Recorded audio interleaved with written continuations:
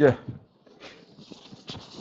첫 번째 동영상을 했고, 그 다음에 이제 두 번째 동영상 20분짜리. 20분짜리 20개를 여러분이 시청하시면 되고, 또 과거에 찍은 14개가 있어요. 그 내용이 좀 다릅니다. 그 14개 하고, 그게 몇십 분짜리 14개 하고, 요번에 또 20분짜리 20개 하고, 그래서 동영상을 계속 늘려서 많은 걸 여러분들이 알 수 있게 하려고 합니다. 일단 저번에 처음 동영상에서 핵심은 부자학이란 새로운 학문으로서 많은 여러 가지 학문들을 복합해가지고 만든 것이고 어떤 가치 창출과 사회 만족을 하는 것이다. 이제부터는 두 번째 동영상에서는 부자학의 이론화, 부자학을 어떻게 이론을 만드느냐. 이 세상에 모두 이론이 있고 실제가 있는 겁니다. 이론을 만드느냐. 부자학은 메타 브랜드가 될 것이다. 이 메타 브랜드라는 말은 제가 만든 말인데 아주 엄청난 브랜드가 될 거라는 겁니다. 이렇게 가능할 거고 폭발적인 잠재력이 있는 거고 여러분들도 부자 공부하는 것을 자부심을 가지길 바랍니다. 제가 학교를 몇 년 있으면 퇴직하는데 퇴직하고 나면 세계 조직을 만들어서 엄청난 일을 하게 될 것입니다. 물론 대한민국 정부와 서울여자대학교 같이 해서 전부 서로 도움이 되게 될 겁니다.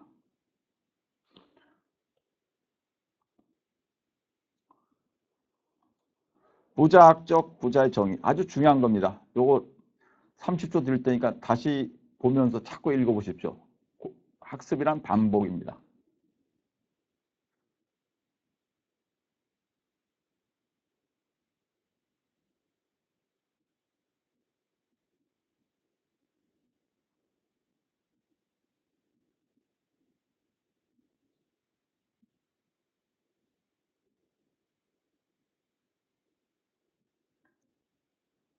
부자학적 부자의 정의. 정신적으로 자신이 하고 싶은 일을 하고 물질적으로 자신의 일을 통해서 여유가 생기고 사회적으로 그 일을 통해서 인정을 받는 사람이 부자입니다. 아셨습니까? 부자학적 부자의 정의에 합당한 사람은 경주 최부자댁과 간송 전영필 선생, 유일한 박사 이 정도인데 여기 있는 분이 경주 최부자댁의 최부잣집의 가장 마지막인 부자입니다.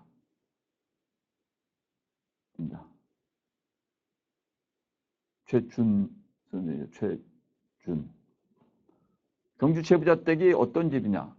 300년 동안을 부잣집으로서 명성을 쌓으면서 세상에서 도움을 주고 모든 부를 나중에는 학교에 기증을 한 집안입니다.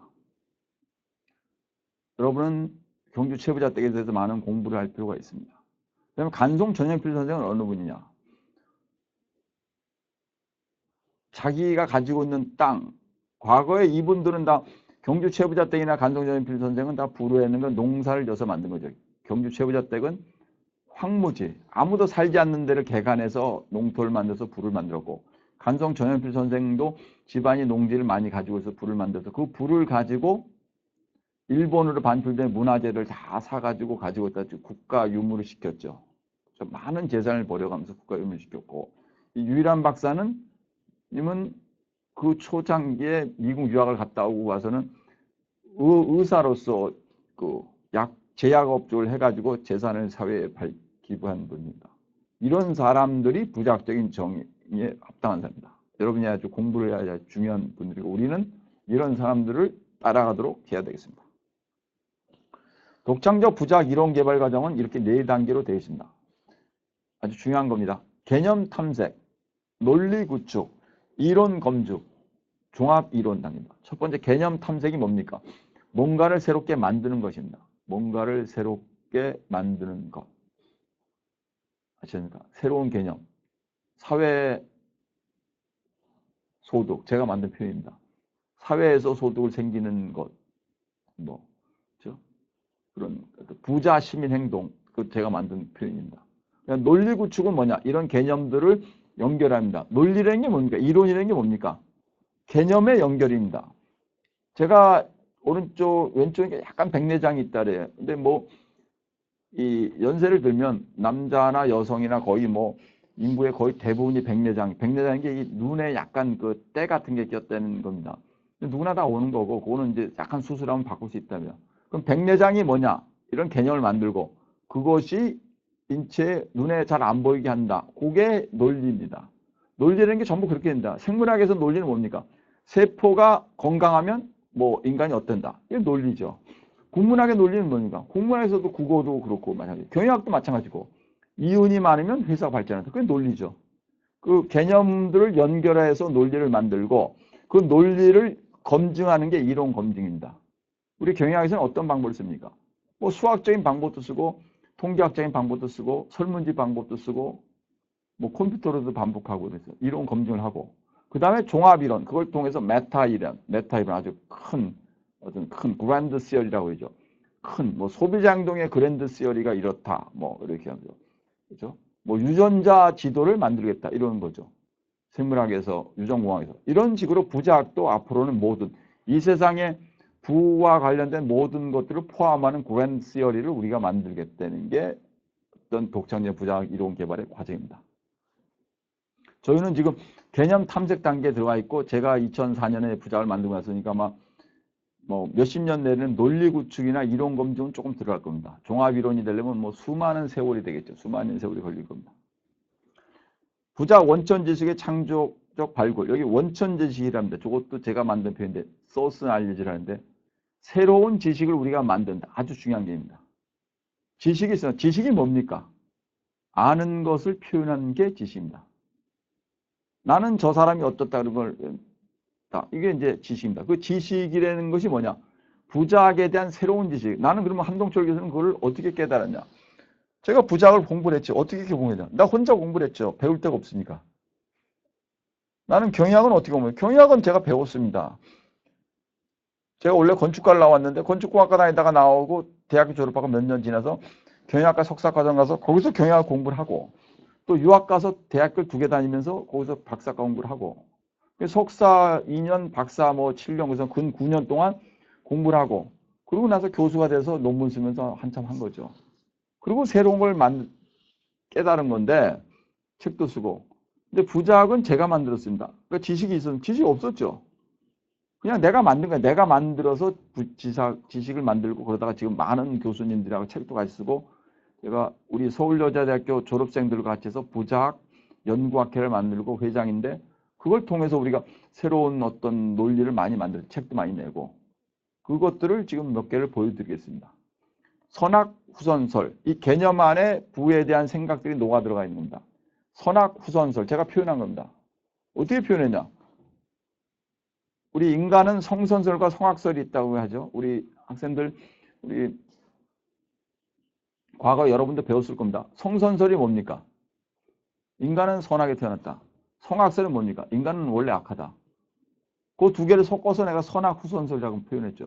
누구의 경우에? 부자, 현재의 부자들 경우. 부자가 선악 후선설. 다시 말해서 많은 부자들이 악한 활동을 해가지고 부를 모았다. 그리고 그 다음에는 그 부를 가지고 좀 좋을 일도 하고 있다. 따라서 선악 후선설. 처음에는 악한 면이 많고 나중에는 선한 면이 많다. 있을 수도 있다는 거죠. 나중에 꼭 선해지는 게 아니고. 전 세계에서 가장 부를 많이 모았던 사람들이 전부 다 그랬습니다. 인류 역사상에서 가장 부를 많이 모은 사람은 이제 만사무사라고 하는데 만사무사. 10몇 세기의 아프리카의 왕이었답니다. 왕.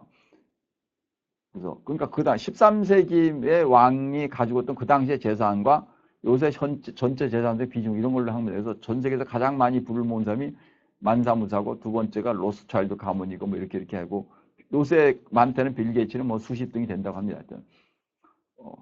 이집트의 클레오파트라 여왕도 뭐 많았다고 하고 뭐 이런 얘기죠. 중국에도 10만 3이라는 사람도 있고 뭐 많다 뭐 요새 지금은 RD 회장 한국에 뭐 이건희 회장 뭐 이런 얘기를 하는 거죠. 하여튼 만사무사가 많은 황금을 가지고 있다가 세상에 좀 좋은 일도 했는데 만사무사가 죽고 나서 왕이 죽고 나서 그 재산이 다 없어지고 로스차일드는 독일 태생인데 영국 뭐 프랑스 이쪽에 5나라에다가 아들들을 보내가지고 거기서 부를 모아가지고 했다가 또 세상에 뭐 좋은 일도 했고 근데 록펠러도 그렇고 밴더빌트도 그렇고 수많은 사람들 발렌베리 뭐 수많은 사람들이 이렇게 하고 있는데 그 사람들이 상당수가 부를 모으는 과정이 악했다. 다시 말해서 물질을 내만 빠지게 되면 그건 악해집니다. 정신을 하면 별로 악해지지 않습니다. 물론 정신적으로 악할 수도 있겠죠. 그래서 부를 너무 물질만 치중하다 보면 물을 많이 모으다 보니까 악한 면이 생기고 나중에는 선해집니다. 그래서 선악 후선설을 요약하면 다음과 같습니다. 물질에만 집착해서 많은 물질을 모을 경우에는 악한 측면이 있고, 그러나 그 물질을 통해서 어느 정도 부를 이룩한 후에는 세상을 도우면서 후선설, 조화해 줄 수도 있다. 이게 현재 부자들의 개념입니다. 우리나라는 어떠냐? 우리나라 지금 수십만 명의 부자들, 부자는 주로 가족입니다. 가정, 패밀리. 가족이 부를 내죠.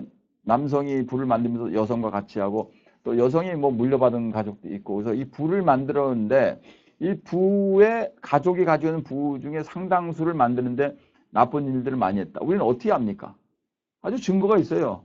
고위 공직자, 뭐 총리, 장관, 뭐 이런 대법원관의 대부분이 부자라고 할 수 있는데 그 사람들이 다 청문회 나가면 전부 그러죠.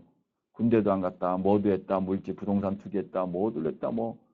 그래서 다 창피하다 그러죠. 그게 전부 그런 겁니다.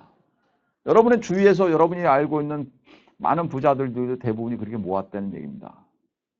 근데 그분들이 요새는 이제 기부를 많이 하기 시작하면서 이제 세상을 돕고, 그건 이제 초창기의 부의 역사였고, 앞으로는 제가 지난 동영상에서 말씀드려도 그렇게 더럽게 버는 것이 아니고 깨끗한 방식으로 벌어서 그걸 세상을 위해서 쓰는 거. 이게 선악 후선설 뛰어넘는. 그때는 성선설이 유력하다고 할 수도 있겠죠. 낮은 문제입니다. 충복향이 뭐냐? 영어도 제가 만들었어요. euphorianization이라고. 영어 단어에 euphorianization을 쳐보면 없습니다. 구글에서 충복향 치면 가로치면 euphorianization이라는 영어 단어가 나오는데 그걸 누가 만들어요? 그거 제가 만든 영어입니다. 그렇죠? 나는 한국어를 모국어로 쓰는 사람인데 제가 만든 영어 단어입니다. 충복향이 뭐냐? 악한 면이 있지만서도 그 사람들이 불을 만드는 걸 제가 면밀하게 분석을 하면서 느낀 겁니다. 아하, 저렇게 해야지 물질을 만든다. 충복향. 뭐냐? 마음속에 아주 그 어떤 새로운 물질에 대한 욕구가 아주 충만하면서 그걸 통해서 가는 그러니까 생각이라는 얘기입니다. 근데 그것이 물론 너무 많아지면 나쁜 면이 있죠.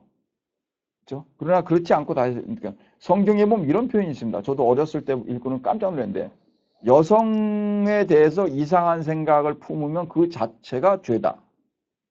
아무렇지 않더라도 생각만 그렇게 해도 성경은 그렇게 표현했어요. 우리는 물질도 그렇게 표현할 수도 있겠죠. 뭐 물질, 타인의 물질에 대해서 나쁜 생각을 하면 그 자체가 죄가 될 수도 있는 겁니다. 그러니까 나쁜 생각을 하지 않는 것 있고 내가 뭔가 새롭게 만든다는 생각을 가지면서 그걸 통해서 뭔가를 만들어가는 과정. 그게 지난 동영상 얘기한 가치 창출, 가치 활용입니다. 뭔가를 만들어. 새로운 시스템을 만들고 새로운 일을 뭘 하고 이걸 통해서 뭔가를 만들어가는 것이 충복향을 만들어가는 과정입니다. 그러니까 제가 많은 부자들을 관찰하면서 밤을 새워서 일을 했는데 손가락이 거의 부러져 가는 것도 모르면서 일을 했다. 그 몰입, 어떤 표현은 몰입이라고 하죠. 그죠? 어떤 뭐 미쳤다는 표현도 쓰고 이런 표현들이 그 사람의 집중화 그런 겁니다. 여러분도 그 일을 통해서 뭔가를 새롭게 하고 발가락이 아프도 계속하고 밤새 일을 하고 제가 몇 명의 세례를 들었습니다. 어떤 여성이 부모님이 물려준 게 없고 결혼해갖고 남편이 실직 당하고 아무것도 할 일이 없어가지고 자녀 둘이 있었는데 자녀는 방 안에다가 그 당시에 요강하고 그냥 빵 집어넣고 문을 밖에 잠가봤대 못 나오게 하고 그리고서는 나와가지고 하루 종일 뭐 새로운 일 하면서 보험을 해가지고 물질을 많이 모아서 세상에 돕고 있습니다. 근데 어느 날은 집에 와봤더니 문이 열려있고 애들이 없어져가지고 엄마가 그냥 밤새 찾아다녔더니 어디 구석에서 자고 있더라는 거예요. 그렇죠? 자녀들을 방이 하나 있는 집에서 자녀를 주고 요강을 주고 그다음에 빵을 놓고 문을 잠그고 새로운 일을 찾아나는 그런 정도의 노력을 했다는 얘기입니다. 여러분이 아는 빌 게이츠도 그렇게 했다고 합니다. 저도 그래서 읽은 건데 빌 게이츠가 며칠 밤을 새면서 소프트웨어를 만들다가 빌 게이츠가 쓰러져서 그냥 자고 있었대요. 안경도 떨어지고 여비서가 새로 왔다가 그냥 회장실이니까 들어오다가 발로 밟았대 빌 게이츠가. 그때 깨어나더래요. 그렇게 소프트웨어를 만들었다입니다. 아시겠습니까? 그런 완전히 빠져가는 열정과 어떤 그런 걸 통해 자기 헌신을 통해서 뭔가를 만드는 게 충복행입니다. 여러분도 한번 그런 감을 느껴보길 바랍니다. 부자 시민 행동은 뭐냐? 제가 부자가 시민으로서 새로운 행동을 해야 된다. 그럼 과거에는 어땠냐? 너무 나쁜 일들을 많이 했다 이거예요. 이 부자 시민 행동은 뭐냐? 원칙을 지키고 그리고 규칙을 지키고 그리고 깨끗하게 하고 그리고 세상을 위해서 돕는 그런 도덕적인 행동을 해야 된다. 그 도덕적인 행동을 하게 되면 물질 너무 많이 모으지 못합니다. 물질이 많이 안 와도 좋다. 나는 부자로서 새로운 affluent citizen behavior라고 제가 책에 자세하게 설명을 해놨습니다. 그러니까 절제심도 가지고 그런 행동을 할 수 있는 것, 그것이 부자 시민 행동입니다. 이 세 가지 개념은 다른 표현이죠. 선악후선서는 부자가 되고 살아가는 과정이 악한 면과 선한 면이 내포되었었다는 거고, 충복하면 그 물질을 만드는데 완전히 빠진다는 개념이고, 부자 시민 행동은 그런 전반적인 철학에 관한 것들입니다. 이게 철학적인 개념들이죠. 네. 사회소득은 뭐냐? 사회에서 소득을 버는 건데 일반인들은 사회에서 소득을 잘 못 봅니다. 그냥 직업 소득을 보죠. 직업에서 소득을 버는 거죠. 그 다음에 뭐 제가 어떤 공원 소득을 벌거나 제가 소득을 받으면 어떻게 받습니까? 제가 학교에서 강의를 하고 뭐 어디 기업체 가서 자문교수를 하니까 그걸 통해서 학교의 직업 소득과 어떤 회사에 가서 공원에서 뭐 그런 걸로 해서 책을 써서 이제 소득이 생기고, 사회소득은 소셜 인컴이라는 표현인데 제가 만든 표현인데 그런 거 갖고 상관없이 그냥 사회적으로 돈을 벌어요. 그게 뭐 같습니까? 많은 부자들이 그런 악한 행위를 했다는 얘기입니다. 중앙일보에 제가 칼럼을 썼고 그것을 압축해서 책에 낸 건데, 본인이 만든 어떤 큰 구조를 통해서 자기가 이득을 챙기는 거. 그게 이제 더 쉽게 해서 재벌들의 일감 몰아주기입니다. 여러분 제가 다시 말씀드릴 테니까 네이버에서 찾아보시다.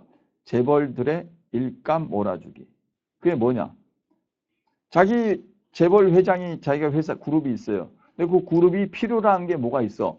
뭐 물류도 있고 정보도 있고 뭐 음식도 있고. 그럼 거기다 음식회사 하나 바꿔요. 자기나 자기 자녀들 이름으로.